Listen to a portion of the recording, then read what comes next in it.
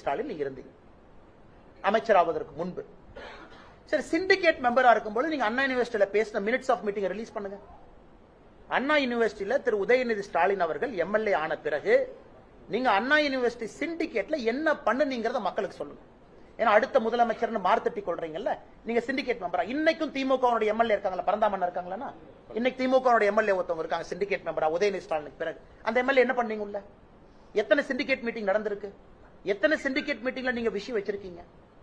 எதுவுமே. இவர்கள் சிண்டிகேட் மெம்பராக உதயநிதி ஸ்டாலின் அவர்கள் அண்ணா யூனிவர்சிட்டிக்கு இருந்தாங்க. அன்னையில இருந்து நாம பேசுவோம்.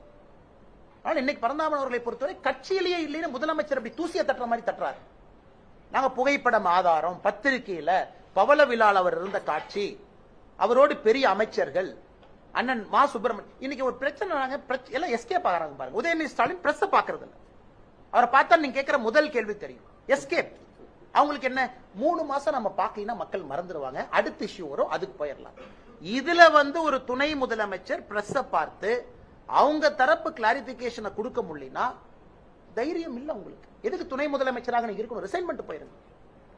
துணை முதலமைச்சராக இருக்கிற நபர் ஃப்ரண்ட் பண்ணும் பிரஸ். அண்ணா கேளுங்கண்ணா, திமுக கட்சின்னு சொல்றாங்கல்ல, நான் எவிடன்ஸ் கொடுக்குறேன் இல்ல அப்படின்னு சொல்லணும்.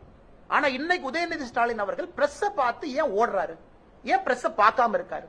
மா சுப்பிரமணியம் அண்ணன் காலைல குடு குடு குடுன்னு ஓடுவார் ரன்னிங் ரேஸ்.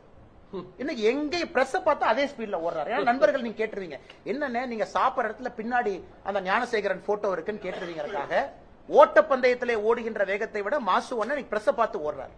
அதனால சகோதரி, நான் தெரியாம கேட்கிறேன், எங்கள் குற்றச்சாட்டு திமுக கட்சியின் மீது புகைப்பட ஆதாரத்தோடு அவர் இருக்காரு, பகவலால பங்கேற்றிருக்காரு, இவ்வளவு விஷயங்கள் சொல்லியும் கூட ஒரு கட்சி அப்படியே லெப்ட் ஹேண்ட்ல நான் டீல் பண்ணிடுவேன், இதை மக்கள் மறந்துடுவாங்கன்னா எந்த அளவுக்கு அவர்களுக்கு ஒரு மன விஷயம் இருக்கும்?